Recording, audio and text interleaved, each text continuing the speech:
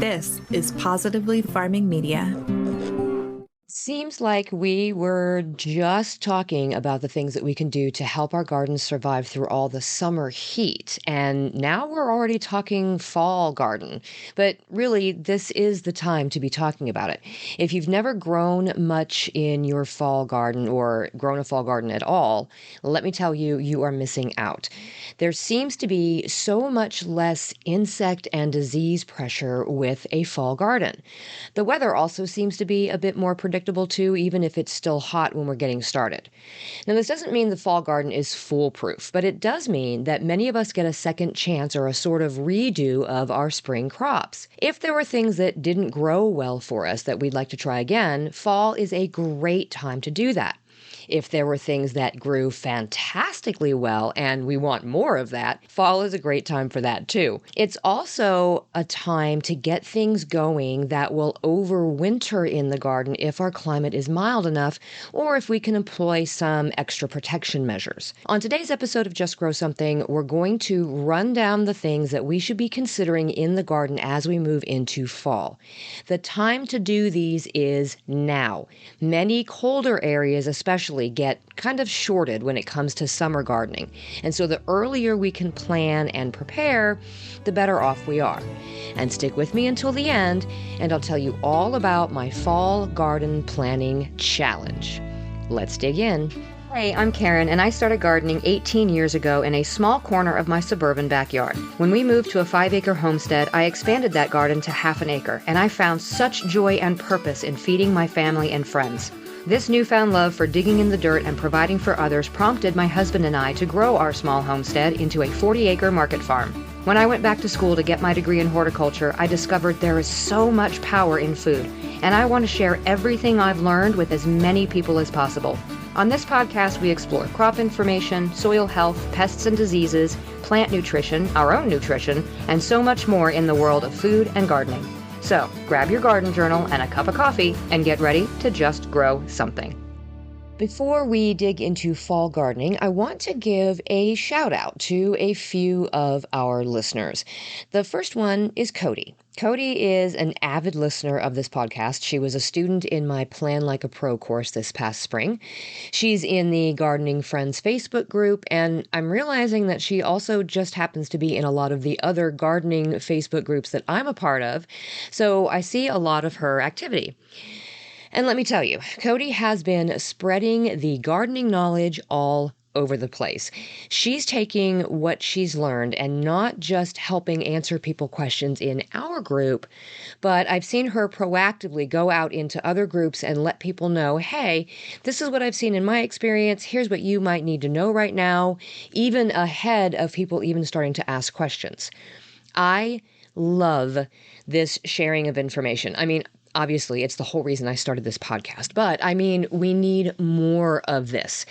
I love seeing people taking what they've learned either from me or from someone else or through their own experiences and helping the person who is just behind them in experience. You don't have to be an expert to help other people learn. You just have to know a little bit more than they do or have different experiences than them, and you can answer their questions. If we all waited until we were experts to share our knowledge, then nobody would be learning anything. I don't know everything. I will never know everything.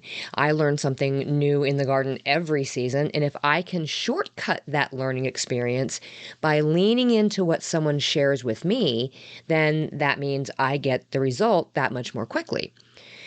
There are a lot of people who are really in a bind right now with costs so high in the grocery store and other costs making it even harder on the household budget overall. We are donating even more produce every week off of our farm than we have in the past, and it just doesn't seem to fill the need, like ever.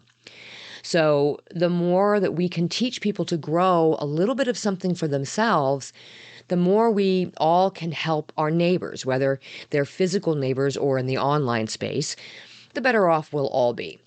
The other way that we can share knowledge is to share content, which brings me to another quick shout out. First to Laura over at The Girly Homesteader. She pretty frequently shares these episodes with her audience. And then Kathy Gormandy of P&K Farm Flowers also shares episodes a lot, and you likely remember her from our Cut Flower episode. That not only helps the podcast, obviously, but it just might pique the curiosity or the interest of someone who follows your accounts that maybe hasn't started gardening yet and doesn't know where to go for information. Maybe seeing that you're listening to gardening podcasts will move them to ask you a question or two about your garden and how you got started, and then maybe that gets them moving towards starting one of their own. I know you guys can tell, I feel really passionately about people needing to understand the fundamentals about how to grow their own food. And I am worried that as we progress through the next few years, we might see that skill go from a nice to have to more of a necessity. So check on your fellow gardeners or gardeners to be and see if there are questions that you can answer for them. So thank you again, Cody and Laura and Kathy and all of you that are spreading good gardening info out there. You are my people. Okay, so let's talk about the fall garden. Planting a fall garden has a bunch of benefits and actually has some definite advantages over the summer garden in certain ways. So the first thing is you are extending the growing season, okay? Planting a fall garden, you get to continue enjoying your own fresh homegrown produce well into the cooler months. It allows you to absolutely maximize the productivity of your garden and make the most out of the space that you already have. Don't think that you don't have space for a fall garden. You would be very surprised at what you can fit in once some of your summer plants are spent or by tucking them in and amongst your continuing summer garden. The next thing is the cooler temperatures. The fall weather, obviously starts to get cooler, which is definitely an advantage for certain crops that will not grow in the summertime. So leafy greens, root vegetables, those brassicas, they absolutely thrive in those cooler temperatures. And oftentimes we have problems sometimes getting those in certain areas to actually grow properly in the spring. The cooler temperatures in the fall often also make them taste sweeter. So this is attributed to that sudden change in the weather in the spring. So especially in our area and areas a little bit further south and sort of around us. So Missouri, Arkansas, Oklahoma, Kansas, even over into Illinois, it seems like the spring very abruptly comes to an end, or it will suddenly shoot up to real high temperatures for maybe a week to 10 days and then drop back down again. In either of those cases, your brassicas specifically suffer in that type of a change. But when it happens in the opposite direction, when you are planting them in the fall, yes, the temperatures may still be quite hot outside, but those temperatures will gradually start to fall down. And even if they do spike back up again very briefly, well, those plants have already been acclimated to that heat. So it's not a shock to them. And then as it continues to get cooler, then all of those phytochemicals start to sort of react to those cooler temperatures. And I swear the brassicas and the leafy greens just tend to taste so much better in the fall. And also, if you had not such great success with some of those crops, doing them again in the fall is an excellent time to try again. Another reason there's a little bit of an advantage to the fall garden is reduced weed pressure. Weeds just tend to be less aggressive in the fall. It makes it easier to manage them. So, of course, if you have less competition from weeds, your fall crops are going to have a better chance of getting to that big, beautiful harvest that we want. It's also going to require less work from you. And I don't know about you, but I am getting very tired of weeding my summer garden. So along with those cooler temperatures in the fall, you also get lower water requirements. So of course, it's cooling off, in which case that's going to reduce the evaporation that happens with the plants, and it's going to lower their water requirements. So if you are somebody who needs to water fairly frequently, this is going to reduce your water usage, and it's going to reduce the need for that frequent watering, especially compared to those hot summer months. If you're somebody who doesn't frequently irrigate, you are going to see these plants just do much, much better than your summer ones. And fall gardens generally also require just less intensive maintenance, with the milder temperatures and, a reduction in the pests and the diseases. You can actually spend less time on the garden upkeep while still getting a really good bounty out of your garden. And of course, again, we go back to those crops. Certain crops just aren't available to be able to grow in the summer. And if you miss your window of opportunity in the spring to do those things like lettuce or spinach or kale, the brassicas, the root vegetables, by planting a fall garden, you're going to have the opportunity to grow those crops. And again, they are going to be their best in terms of flavor and of texture. Now, one more benefit of a fall garden doesn't necessarily impact the fall garden. It actually impacts our spring garden, and that is soil improvement. Okay, so your fall garden actually provides you with an opportunity to improve your soil for the following year. Even if you don't plan on growing anything for harvest in the fall, planting cover crops or going ahead and incorporating your organic matter in terms of compost or whatnot into the soil during the fall can enhance the fertility and the structure and your overall health of your soil. And of course, that's going to just set you up for a successful garden starting in the spring. So these are just a few of the many, many reasons why I absolutely love planting a fall garden. It can be very rewarding. I absolutely think that it is worthwhile. Enjoy the cooler weather, experiment with different cool weather crops, and savor that extra flavor that those cooler temperatures seem to bring to the garden. So up next, we're going to talk about some steps to help you plan and grow your fall garden and get you into the mode to be able to really progress from summer into fall and possibly into winter right after this.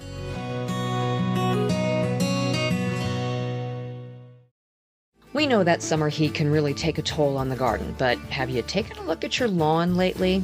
The heat of the summer is a perfect time to apply Summer Strength, the heat stress water conserving formula specifically for lawns from Elm Dirt. Prepare your lawn for the heat and traffic of summer fun by using code Wolf Creek, all caps, all one word at checkout for a buy one, get one free offer from Elm Dirt on any of their products.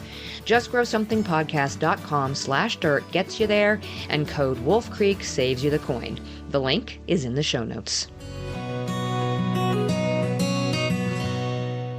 Okay, so here are some basic steps to help you plan out and get going in your fall garden. The first thing is to figure out what your first frost date is in the fall. And if you are someplace that doesn't get a frost, you want to know what your Persephone period is. That's the time of year when your daylight hours drop below 10 hours per day.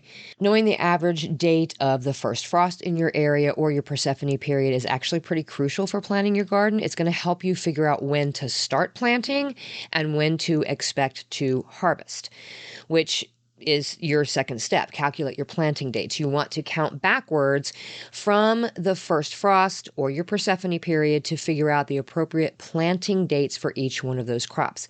Most of the seed packets are going to give you that information on the number of days to maturity. It is also going to give you the days to sprouting, how long it takes for them to germinate. So you can add that in, especially if you're going to have to be starting your own seeds indoors. Keep in mind when we're talking about fall, things might sprout a little bit more quickly initially, and they might grow a little bit more quickly initially because those soil temperatures are going to be warmer. But as the day length shortens, that growth is also going to start to slow down just a little bit. So just keep these things in mind as you're trying to calculate those planting dates. And then, of course, speaking of seeds, you're going to have to figure out whether or not you'll be starting those seeds indoors, or you're going to also have to plan for where you might find those transplants. Some of these cold tolerant crops absolutely benefit from being started indoors and then planted later. My broccoli and cauliflower and my cabbage are very specific examples of this. Brassicas, for sure, are in this category. So not all of your local nurseries are going to offer vegetable starts for the fall. So if you check with your nursery and they don't plan to carry anything, then you'll need to get your seeds started ASAP. Follow the recommended indoor seed starting times and techniques for each crop. It's usually listed on the seed packet. And I also talk about seed starting in each of my crop specific episodes. And so you can look up that crop on my website and you'll find the episodes, the articles, and any videos if I've done them to get that information. Okay, because the other option there too is some of those crops are actually going to be directly sown into the garden. So you want to start preparing the area either way. So you're going to clear the garden beds of any of the debris and the weeds. You're going to pull up any of the spent plants from the summer garden to make way for fresh ones. This is also when you want to kind of loosen the soil up a little bit, amend your soil with some more organic matter like compost if you have it handy so that you can kind of improve that fertility and keep that soil structure going. And this is absolutely something that you want to do in the fall. Again, even if you don't plan to grow anything, because it will absolutely benefit you come spring. So once you have figured out what it is that you're going to grow, when you're going to plant it, you've got all your soil prepped, and you get everything into the ground, you want to make sure that you have the ability to be able to extend your growing season properly. So consider using season extending techniques like row covers or cold frames, little mini hoop houses. Last year, I bought these little mini greenhouses that went right over top of some of my raised beds. I got them at Aldi. They were on clearance for like $10. I think they're initially like $20, but you can find them on Amazon too. I will link to some of them in the show notes. They are fantastic, and they are really good. All of these different structures are really good for helping to trap the heat in and keep the temperature around the plants more favorable as you get towards the very end of fall.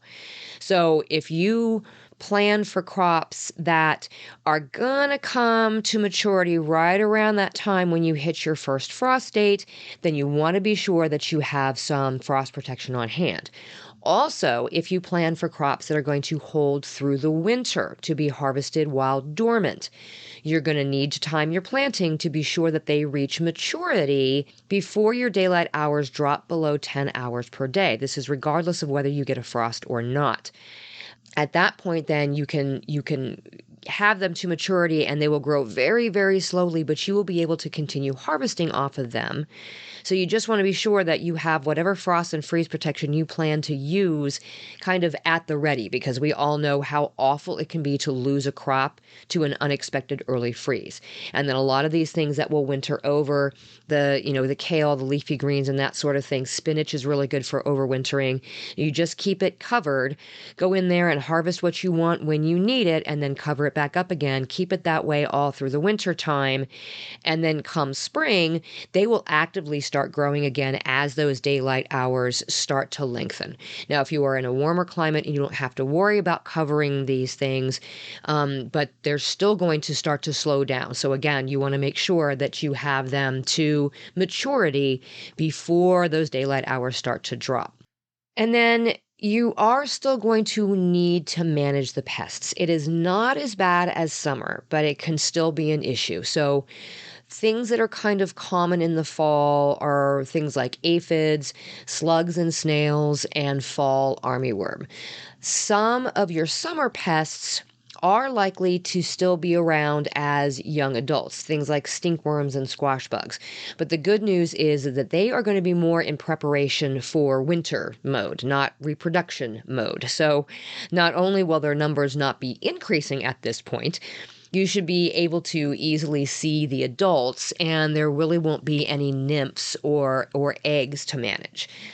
Now, in other cases, with things like the squash vine borer or tomato hornworms, Colorado potato beetles, and cucumber beetles, they all like to lay their eggs in the soil or overwinter as adults there or as grubs, or sometimes all three.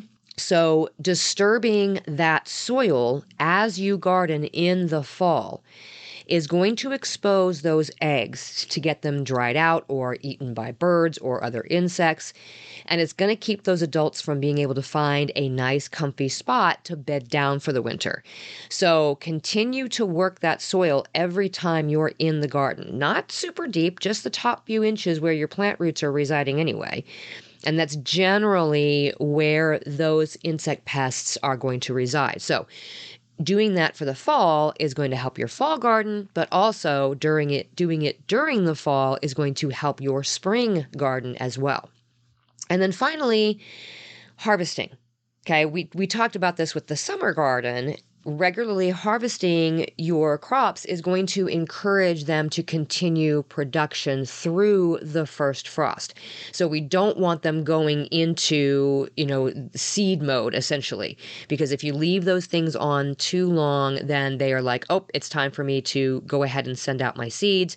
And then you don't get anything out of them. Or if it's something that you would do a continuous harvest on, they just send out signals that say, oh, that's it, we're done, we've done our job.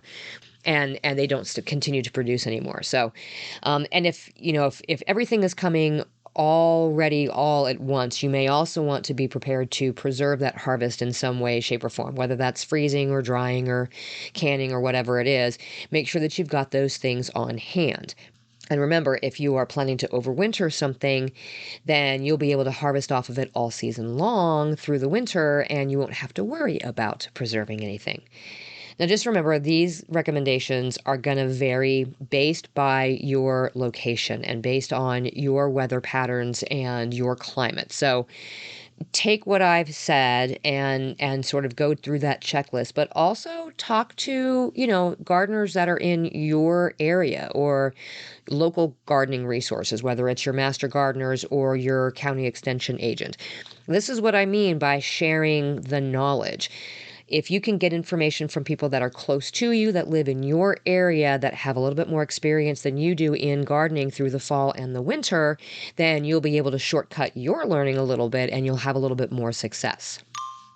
Now, if you're still not sure you want to tackle the fall garden, or if you need just a little boost to get you going, I've got something for you. Next week, I will be running a fall garden planning challenge. This is designed to take you step by step through getting your fall garden plan in place. So every day for 5 days, I will send you an email designed to get you from zero to completely planned by the end of the week. So this should get you set up to jump into whatever seeds or plants you'll need to fill your fall garden with all kinds of goodies. And again, if you don't think that you have room in the garden for more stuff at this point, I challenge you to think again. We will go over exactly how you're going to figure out where all that goodness can go, what to plant and when, and even how to extend the season into winter with some of those season extension and planting techniques that I talked about. This challenge is absolutely free. It's just a way for me to convince you to tackle that fall garden. Can you tell I'm passionate about this one too? And if you already planned on a fall garden, it's not a bad idea to take on this challenge anyway. I always plan my fall garden when I'm planning the rest of my garden. I do all my planning in the winter time and then follow through spring, summer, fall, and then through the winter again. But a whole lot can change between when I made that plan and when it's time to plant. And I can tell you this year, it has changed a whole lot. So all of the steps that I'll be taking you through, I will be doing myself right alongside you. So I'll put the link in the show description and in the show notes of where to get signed up, or you can head to justgrowsomethingpodcast.com/fall to get signed up. We start on Monday, July 24th, and you'll get 5 emails, one each day of the week. Now, if you're listening to this at a later date and it's after July 24th, you can still go to that link and sign up and you will get those emails started right away. That is justgrowsomethingpodcast.com/fall. And if you're on my email list, you'll have that link in your email box right after this episode releases. So just head to your inbox for all the info. That's it on fall gardening. I hope to see you in the Fall Garden Planning Challenge. Until next time, my gardening friends, keep on cultivating that dream garden, and we'll talk again soon.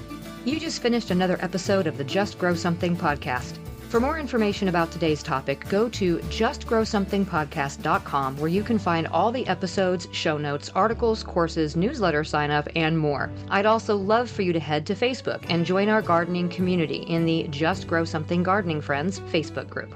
Until next time, my gardening friends, keep learning and keep growing.